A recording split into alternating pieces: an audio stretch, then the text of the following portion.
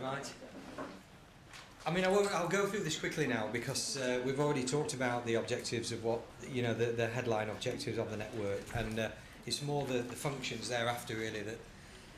So that's what we've struggled a bit to kind of articulate in what our mission statement will be, but this is what we've got at the moment. It's about how can we get the needs, the priorities, the concerns, the issues that are coming up from the local level, and how can we get that into the policy discourse, and then how can we get the policy discourse actually executed down at the local level. And it's about, so we came up with this mission statement about putting the concerned needs of vulnerable people at the heart of policy and practice, at the heart of policy formulation, trying to influence the way that policy is done, at the heart of policy execution, trying to look at how we can increase our effectiveness in terms of getting policy translated into practice. And I was never sure whether this was an objective or whether this was an indicator of success, if you like. This whole issue about, this how do we mobilise the resource ultimately to build the capacity at the local level?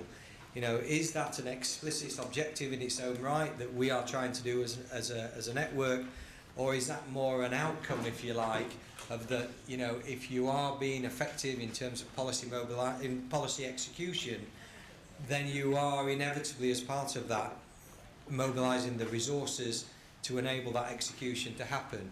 So those are the three broad objectives that we've got at the moment within the global network.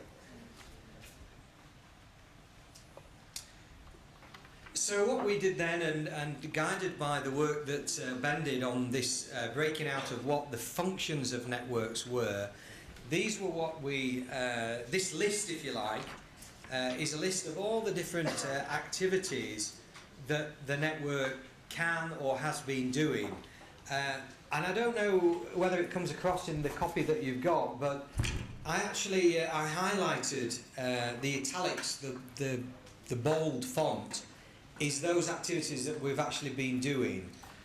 Now there's loads of activities that we're not doing, and I guess one of the discussions is, are there some headline activities that we think we absolutely need to be doing within the global network that we're not doing?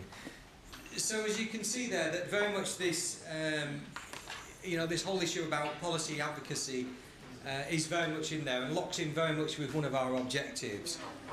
Obviously about sharing and learning knowledge, this knowledge generation, about the distillation of that knowledge, about then condensing the learning, distilling it down into common agreed positions, turning that down into hard policy recommendations, is part of what we've been trying to distill down all the data that we're getting from the views from the front line, and then using that then to amplify that data through to the policy advocacy. So we've got evidence-based advocacy, if you like.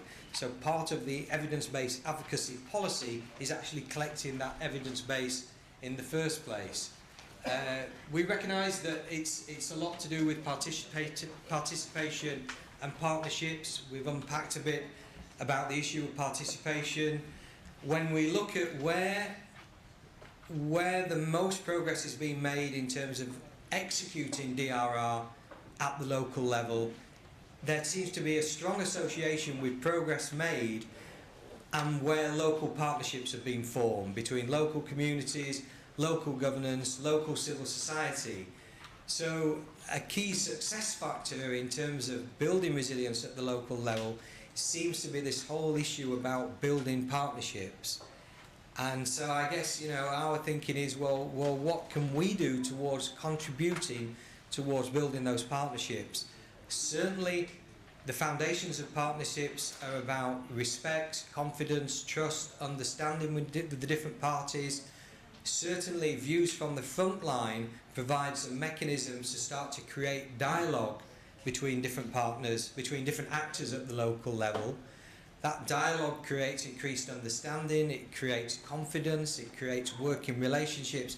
These are all the foundations of partnerships. We haven't translated those conversations yet into hard partnerships, but I think it's part of the process of doing that, of building that participatory approach. you know, one of the explicit objectives of Views from the Frontline, as an example of capacity building, was try to increase the capacity of the network members to actually do local level monitoring by helping them to understand how to engage in doing action research at the grassroots level and how to feed that through into the policy discourse through to the national level, amplified at regional, amplified at international. And this belief that part of the jigsaw in terms of bringing about effective policy execution requires strong accountability. So there has to be this accountability between the duty bearers, the people who formulate the policy and hold sovereign responsibility within the states, to the rights holders. We've talked about the rights, this rights issue, the rights of citizens. So part of that, there has to be that accountability there. Part of accountability requires that ability to measure policy commitments. If we're saying that we want some accountability to the policies that's being crafted at the national level, then we need a mechanism when there needs to be some kind of transparency in terms of how we understand how those policies are being turned into practice at the local level or not. So again, you know, part of that accountability requires transparency in measuring policy commitments, policy actually realities at the local level, and VFL sort of ticks a few of those boxes as well.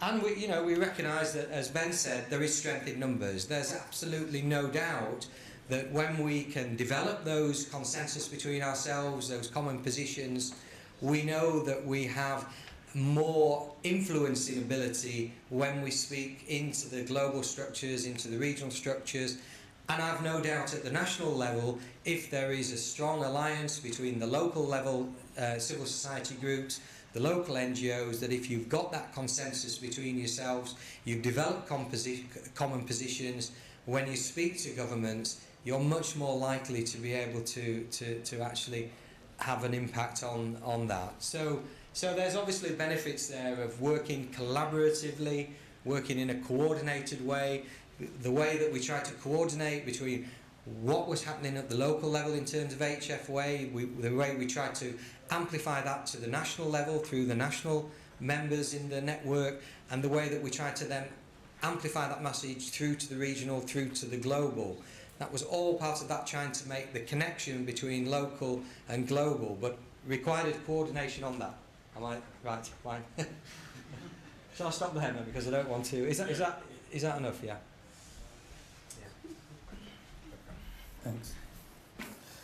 Okay, so does anyone have any questions about these functions in relation to the network? Do they make sense?